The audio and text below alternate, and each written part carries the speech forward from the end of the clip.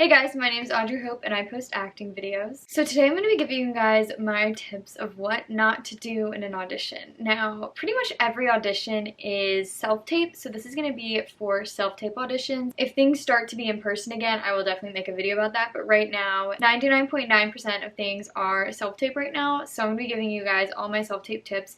The cool thing about self-taping is you can get these without an agent, so it's important that you know these tips. You don't have someone to look over your tape like you would if you have an agent, and if you guys haven't gotten in classes yet or you haven't been in them that long, here are some really important tips that are going to make your self-tape stand out way more than anyone else's, and it's some things that casting directors really hate that you might not know about, so it's important to know these things, especially if you're new to the industry and you're just now starting to self-tape. 10 of the most important tips I found while training for like 5 years and having an agent for over 5 years. So this one might sound simple, but don't dress distracting. So they hate when you have a lot of jewelry on or a very distracting top. A lot of people like to dress for the character. I've never really been someone to do that. I kind of wear the same shirt in every audition.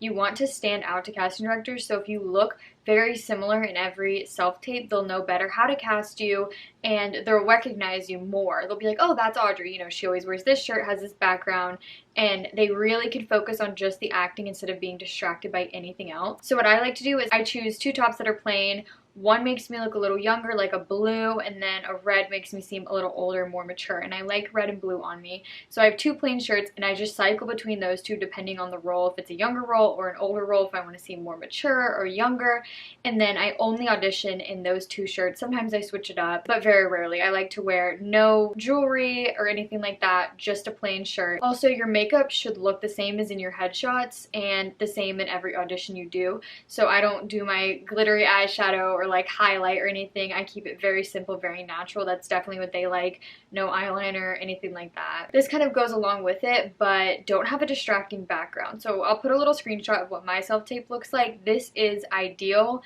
You want it to be preferably just a completely plain background. So if you have a plain wall, they really like blue and gray. White is not a good option. It kind of glares in the background, light kind of bounces off of it. So if you have a gray or a blue wall, that's the most ideal setup. You want to try to not have a shadow or a light glare. Long story short, you need to have a plain background with nothing distracting. So no windows, no picture frames or anything.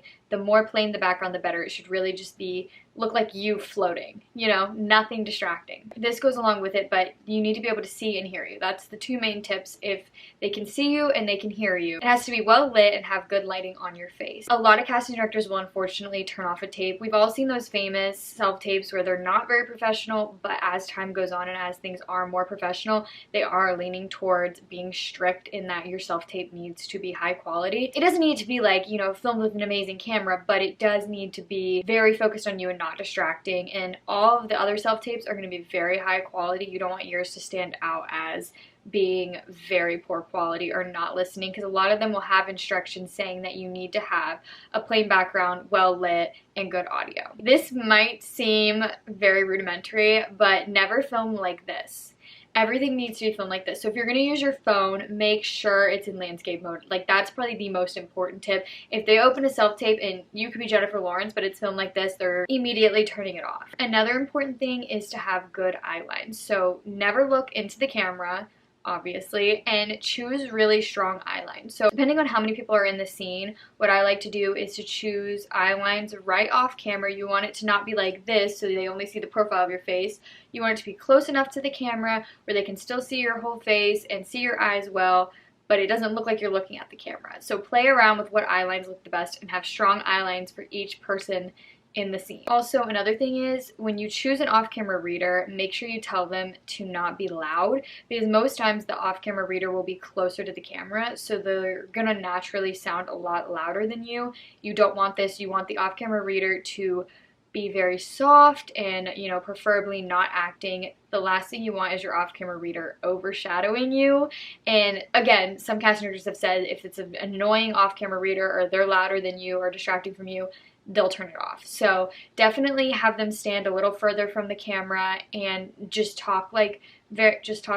They just need to talk very normal don't talk like this or start acting, you know, they're just reading the lines. Another very, very important thing that I think a lot of people who have just started don't think about this is always have a moment before the scene starts. So don't look like you're just waiting for them to say their line. So it's like they say their line, you're like, oh, hey, you know, you want to be in your own world. This character has a whole life that's going on when the camera is not running. So you need to choose a moment before, choose what you feel like happened right before the scene, come up with a little story for yourself. Choose what you want your character to be thinking about or doing before the scene starts and be completely engrossed in that activity or thought before you have the other person say their line. Or if you have the first line, make sure you have your moment before and then you say your first line and start the scene. But if you have an off-camera reader and they say the first line, tell them to give you 5 or 10 seconds to be in your first moment. You can always trim it down, but leave a few seconds of you acting or being in the moment before the first line.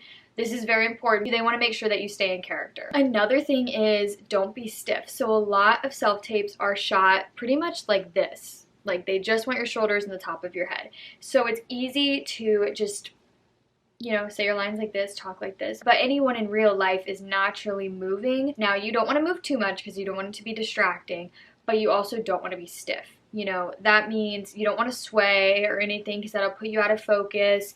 You don't want to be moving too much, but at the same time, your body shouldn't stay completely still the whole time.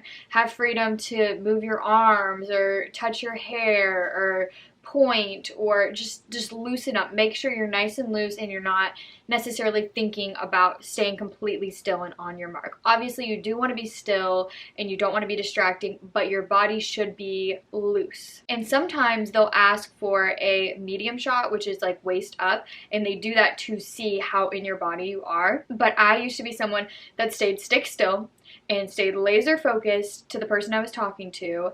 And when I went to acting class, they were like, don't do that. You need to be, you know, free and you need to let your eyes wander and be in thought. You don't need to stare at them the whole time. And I've noticed a world of difference since I started doing that. Oh, that was my next tip, was to allow yourself to look around. So what me and my sister do is we set up the room that we're in or the scenery and we'll be like, okay, there's a window there that we can look out. There's the door, you know, so that you know in your head, like, certain eye lines or certain things. So you choose your people and then say that's a window or that's a door, and that way when you're, because naturally when you're talking to someone you don't hold intense eye contact the whole time. And say your moment before is like you're looking out the window and then they come in, you're like, oh hey, you know what I mean? That's so much better than just, oh hey. You want to build the world and the casting director wants to believe that you're in the room, and so you're going to look so much more believable if you choose eye lines for yourself to look at to really show that you're in the world. My agent actually had called me before after I sent an audition. She's like, this was great. You know, sometimes I open my clients' videos and I watch their audition and I know immediately they're not going to book it because their eyes never leave their original eye line. And I thought that was so interesting that that was like the main thing she thought about, was she knew immediately they weren't going to book something if they stayed completely laser focused on the person. And holding intense eye contact is great and very important, but at the same time you do need to not be stiff, I guess. I think I said this earlier, but make sure you don't spike the camera. So this doesn't mean just don't look at it when you say your lines. I mean when you're crossing cameras. So say your window's here and your door's there. If you're like, oh, I'm looking out the window and then I'm looking to the door, I just spiked the camera. So what you need to do is either travel above it, travel below, or like blink your eyes when you go over. Just be very wary that you're not looking in the camera, because that immediately shows that you're inexperienced, because when you're in classes they train you like crazy to not look in the camera. So most people that have been training for a while or have been on sets never ever spike the camera, because it's very ingrained in us to like know exactly where the camera is and know exactly how to avoid looking at it. And you know, everyone does it. Sometimes it's impossible to completely avoid it. So don't be like, oh, I'm the worst, I can't believe I just spiked the camera. Like, be patient with yourself, but also be very aware. I've watched back auditions where I'm like, holy cow, I didn't even know I spiked the camera there. So don't beat yourself up about it if it's something that you naturally do on accident, but do be aware of it and practice not spiking the camera. Okay, so then this is my last tip, and this one is kind of controversial. I do know a very big casting director that is like, never ever use props. And I know some casting directors are like, we kind of like some props. My acting studio follows the rule of, if you can do it without a prop, do it without a prop. But if it's like a scene where you're on the phone the whole time, it's okay to use a phone. I don't think a phone is distracting. This is believable. you know, I use the phone. If it's a scene that I'm supposed to be talking on the phone, I'll use the phone. Because they don't want you to pantomime most of the time. Pretty much the rule of thumb is no props and no pantomiming. But if it's a really hard scene where you're, you know, on the phone, my acting coach says at the end of the day, your acting is what's most important. So if you need to hold a phone, hold a phone. But also, you don't want to be one of those people that has like a fake gun, or you have real food that you're chomping on. You know what I mean? So don't use props and don't pantomime unless you feel like it's very necessary and you can do it in a non-distracting way. I have other videos talking about self-tapes in a more technical way, so you can go check those out. If you guys have any questions, as always, leave them down below. I tried to reply to everyone, and you can also DM me on Instagram.